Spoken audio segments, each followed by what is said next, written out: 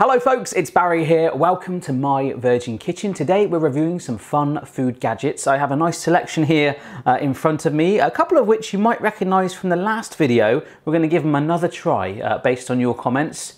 Not that sure if it's going to work, but we'll give it a go. I am actually starting to build up a bit of a food gadget playlist, so if you've missed any of the other ones so far, there should be a link up here or down below. But without further ado, let's get going. So we're going to start off with the garlic peeler thing, and on the last video you'll notice that I had this one and also like a tubey one, which worked a charm. And some of you suggested that I need to actually put the whole thing into this, as it is shaped like that. I don't think that is the case. It doesn't actually even fit. I didn't try this before turning the camera on, but hey, let's just give it a go and give it a good old rub like that. Oh, but it's actually sort of, I don't think we're meant to do that. That's a pretty weird start.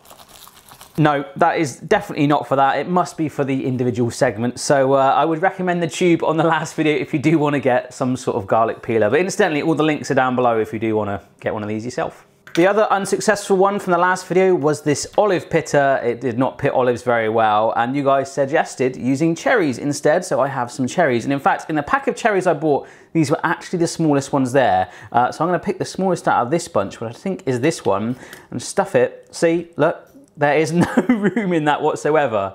It's not fitting. I think it's actually the little, like, I'm gonna call it a sack that this thing sits in, is not right. So we're gonna, oh my gosh! It worked! Yes! It's pulled out, that is the stone. I can confirm that it has pitted a cherry. I'm gonna quit while I'm ahead because I don't know if that's gonna do it again. So I'm actually gonna need the tube from the last video for this one anyway, because I need to get my hands quite smelly. So you can see, look how that tube has like got rid of this garlic clove there right away. I need to get my fingers nice and smelly, as I say. So I'm rubbing garlic all over my fingers, which is going to be amazing for the rest of the day. This is an odor removing finger fresh, and I love someone's review on Amazon. It said you could actually rub your fingers against your stainless steel sink or a spoon and get a better result than buying this soap. It does not work, and it is a poor product. The steel is of poor quality and the bar is hollow, which is probably why it does not work. So I'm filled with confidence right now. Apparently we should rub this underwater and it will rid ourselves of any smell. And garlic is a bad smell. Let's find out. So rather than taking it to my sink, I have a bowl of water. Let's just get this out the pack. Finger Fresh is quite a unique brand name in itself. So I think the black thing, let's just have a look here. I'll just move this so you can see it a bit more. This black thing is obviously a holder, and it's just cut. Yes, it is very light, just like the review on Amazon. Very light indeed. Kind of like one of those mobile phone headsets like that. Hello? Maybe not. So what we're gonna do, I really do smell of garlic right now. We're gonna dip our hands, we're gonna plunge them into this water. Let's see, so you can see it. I'm gonna stick this in there and we're gonna rub. I've actually got a garlic clove on my wrist. Can you see that? That's not gonna help, is it? I've got to do this fair and square. So I'm gonna rub my hands all on this metal soap. Maybe I'm just gonna end up smelling of metal. I'll be like Robocop or something, I don't know. So we'll get it all on there. I tell you what, that has actually worked. I'm trying to like pass the smell down the camera. I won't be able to do that, but I can still smell garlic because it's on the chopping board right here. But ultimately, I do believe that has worked. I will follow up on the next gadget video with a more thorough update because I get quite smelly fingers for a variety of reasons. Check that out. One of the most popular gadgets online seems to be egg separators, and you've seen me do the Bogeyman egg separator in the past. There's also an egg cracking tool that I'm trying to get hold of. We'll see if we can do that. Again, any other gadgets you find, do let me know. But this is an egg separator in itself, but it's basically a goldfish. Now, I've seen a video online where you can basically do this with a plastic bottle, but what you should do, in effect, is grab your goldfish, you give it a little push to give it some, I guess, breathing in or out. I don't know my fishy breathing techniques, but we go like that, and then we just let go, and it sucks up the egg yolk. Can you see that? Just go like that. There is egg yolk in there wanting to be spilled out. So that does work a charm, but as I say, if you want to have a like fish, that's quite cool, but it does work by just using a plastic bottle. It's up to you. This is like a quid or something. And if you suck it up like that and then just push it out, it's kind of like regurgitating. So it's an added bonus game if you want to play that with your kids. Right, I've just got that one out of the pack, and this one is called a T-Tool. Grab it, dunk it. What the hell was that? Did you see it? Someone went ping. there's a ghost in the kitchen. Grab it, dunk it, squeeze it, bin it. So this is a device for making tea. And as you know, I hate tea, but for the purposes of this experiment, we will try it. And there is a cool review online. I just need to find the right one. Bear with me. Now, I am not a big city doctor like the guy who invented this, but all my life I've been using a spoon for the squeezing and transferring of tea bags. I especially like to use a teaspoon. Then again, I'm a maverick and that's just how I roll. That is one of many hilarious reviews of this product and many others on here, so you can have hours of fun. Let's give this one a try. Okay, so open the tea tool and insert, no, that's not how you open it, that's plunging it. Open it, oh, you have to physically, okay. And you grab your tea bag, place in the cup. Oh, so you leave that in there. Pour in boiling water. Let me get some boiling water.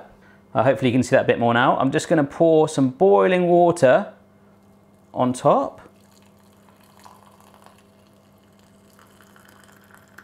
So it's telling me to agitate the tea tool. So I don't know if I've just got to physically lift it up and down or use the plunger thing like so. So I'm doing a bit of a mix of both and giving it a little bit of shimmy at the same time. Just optional dance move.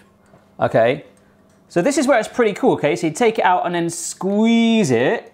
I can see the benefit of that. That's pretty cool. And I'm just gonna stick it onto a little plate to one side. But how do we dispose of the bag? You just sort of open it up again and burn your fingers a little bit? Oh, that's not too hot, that'll do.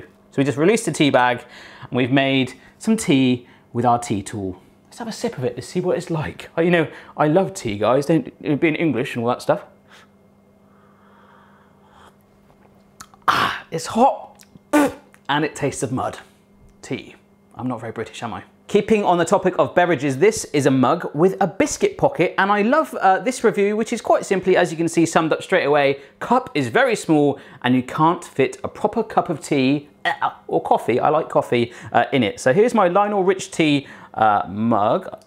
Oh, this is not very messy. That's very messy actually, yes. Half the mug is still in there. I poured it in there. Excuse all the Lionel Rich tea mess there. So we've got half of the contents of a standard mug in there. And also when it comes to biscuits, you're gonna be a little bit stuck here because you get a big one like that. It rests quite nicely, a little bit designer. An Oreo will just sort of fall inside it. Just need to get it out. And there are some biscuits that fit quite nicely. But there we go, it's quite nice. You've got other ones I've seen online where you have like a hidden horizontal pocket. I might get hold of one of these. I do like cold coffee. You get half as much, but at least you get a biscuit. The last two products to review are actually related, pizza related in fact, and there is a pizza that has been baking throughout the whole of this video and my nostrils are working in overdrive. Pepperoni pizza about to come right out. So these are pizza scissors. Now I ordered these first of all and I didn't realize there was such a variety in the world of pizza scissors. So these are Pizza Sure, and there's a very helpful review online which basically just says okay, which I found okay, I guess. So this is basically it. With pizza scissors, I was kind of expecting it sticking up. I'd seen them before where you cut it and it creates the slice and holds it. But this one, I believe you cut and then you use this area, which is not so sharp, to lift up your slices. Then I found these ones by Culinario, which seems to be a lot more sort of higher quality, much longer scissors with something that we stick on the side here. So we'll clip this on in just a moment. And on the back it tells you that you can use it for pizza, focaccia, flammkuchen, I've never had a flat with that before, and also quiche. So let's get our pizza out and I'll stick this on the side of our scissors. Okay, so there is our pepperoni pizza. Okay, it's gonna be hot, but we're just gonna go for this. I'm gonna get these scissors first of all, without the supporting horizontal blade. Ha, should I let it cool down? This is hot. Ha, optional Michael Jackson impression. Hee hee. Woo, okay. So we get one cut done, and then I'm gonna go straight through. So I have a piece there. I could easily just pick it up with my fingers, but no, we're gonna open the scissors, and this in itself looks kind of dangerous because that blade's sticking up, and then we scoop under like that, and then lift it off. So that's one piece of pizza. That's okay. What? It just came off. Okay, is that a reason why you would have that like that? Oh yes, okay, of course. So you can just go like that. Ah, so that eliminates the danger. All right, so they're a little bit better than what we thought, but I'm really like happy about, and I'm quite excited actually. It's my excited face. Oh, hey. We're gonna just go for this one, and it's gonna create the slice as we cut. So here we go. Just go like that. It's a smaller pizza, so this one could obviously do much larger ones. And yes, there we go. Cut it, and it rests straight on there, so you can then like take it straight over to little Billy at his pizza party and drop it down like so. Ultimately, it does still taste good, and I did actually kind of like that. That made me think that that was a little bit better than it was initially. So I do have a couple more gadgets to review, but I'm going to save them for the next gadget review video. If you see any cool food gadgets, do tweet me a link and I'll get hold of it for the next video. Let me know down below what you think of these. Remember to follow me on social media, and please subscribe if you haven't already for regular fun videos and laughs all round. Bye-bye.